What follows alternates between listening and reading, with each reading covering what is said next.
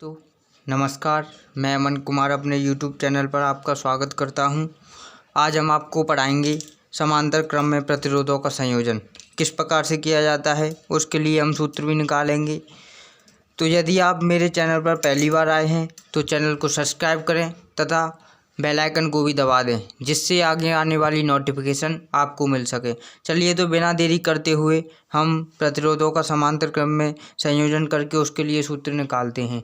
तो इसके लिए हमें प्रतिरोधों का समांतर क्रम को पार्श्व क्रम भी बोलते हैं, पार्श्व क्रम में संयोजन। तो प्रतिरोधों का समांतर क्रम में संयोजन आता है तो इसमें सबसे पहले इसका सूत्र बनाएंगे हम इसके लिए चित्र बनाएंगे। तो ये एक चतुर्भुज की भुजाएं हैं, इस प्रकार से यहाँ बैटरी लगी हुई है, ये प्लस सिरा है, ये माइनस सिरा है, इस प्रकार से है, ये इस प्रकार से है। यहाँ ये 3 प्रतिरोध लगा दिए हैं,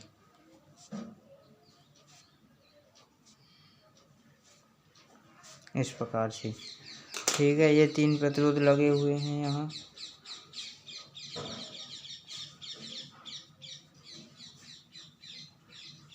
ये 3 प्रतिरोध हैं R1, R2 और R3।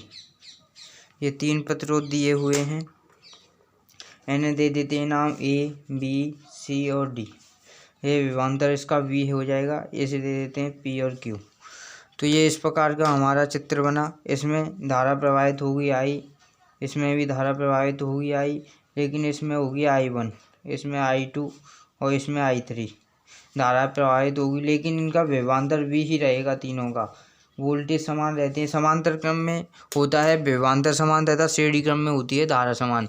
तो ये हमारे पास समांतर क्रम का चित्र है। तो समांतर क्रम में हमने बनाया है कि ABCD के रूप में बनाया गया है ये चित्र। तो इसे अब हम कैसे लिखेंगे, इसकी रचना लिखनी है हमें। इसकी रचना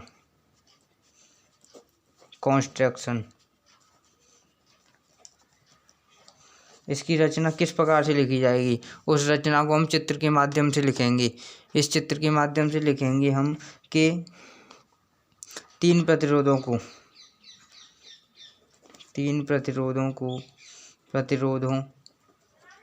इन्हें नाम है इनका R1, R2, R3 को चतुर्भुज ABCD की भुजा AB, ये चतुर्भुज की भुजा AD के मध्य PQ के बीच रखा गया है, या जोड़ा गया है, जिनसे प्रवाहित धाराएं क्रमशः इनसे प्रवाहित धाराएं क्रमशः I1, I2, I3 हैं तथा इनका विभवांतर समान है, तथा इसमें विभवांतर समान V है, V वोल्टेज है इसका। तो ये इस प्रकार का हमारी रचना हो गई। किस प्रकार से बनाया, तो इसके लिए हम प्रूफ करेंगे। अब सूत्र प्रूफ करेंगे। तो हमें प्रूफ करने के लिए सबसे मुख्य चीज़ आती है इसमें सबसे इम्पोर्टेंट है कि इसमें धारा बदलती है लेकिन विभवांतर समान रहता है। तो हम जानते हैं, यहाँ लिखेंगे V नो डेट।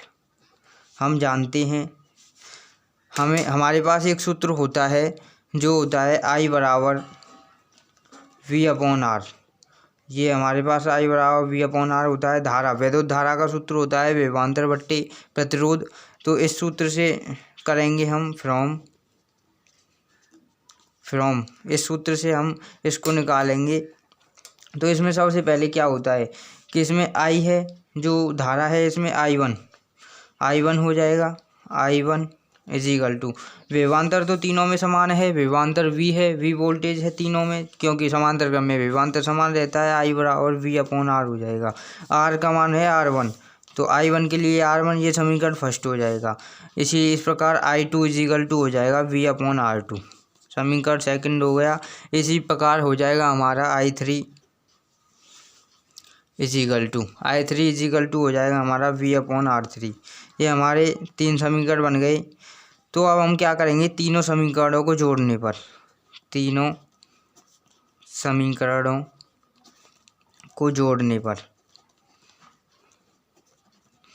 जो हम तीनों समीकरणों को जब जोड़ेंगे, जो हमारे पास धारा है, कुल धारा I1 plus I2 plus I3, ये कुल धारा का मान हमारी धारा के बराबर होगा जो I के बराबर है। जो हमारी कुल धारा है I के बराबर होगा I1 plus I2 plus I3। तो इन तीनों का अब हम मान रख देंगे।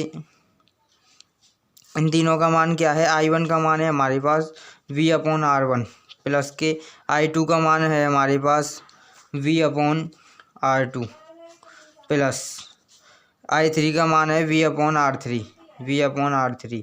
तीनों को जोड़ दिया तो कुल धारा के बराबर है। कुल धारा का मान हमारे पास है, कुल धारा I बराबर V upon R is equal to हमारी V अपॉन R हो जाएगी। तो इसमें से हमें V कॉमन ले सकते हैं, 1 अपॉन R1 प्लस के 1 अपॉन R2 प्लस के 1 upon R3 is equal to V upon R हो जाएगा हमारे पास। तो V से तो V कट गया, तो हमारे पास अंत में सूत्र क्या निकल के आया, हमारे पास सूत्र निकल के आएगा अंत में 1 upon R is equal to 1 upon R1 plus के 1 अपॉन R2 प्लस के 1 अपॉन R3। ये हमारा इस प्रकार से सूत्र निकल के आया। समांतर क्रम में प्रतिरोधों को जोड़ने पर ये सूत्र निकल के आता है। तो इससे हम कह सकते हैं कि जब हम प्रतिरोधों को समांतर क्रम में जोड़ते हैं, तो हम जब प्रतिरोधों को समांतर क्रम में जोड़ते हैं तो कुल प्रतिरोध का व्युत्क्रम उन सभी प्रतिरोधों के व्युत्क्रमों के योग के बराबर होता है।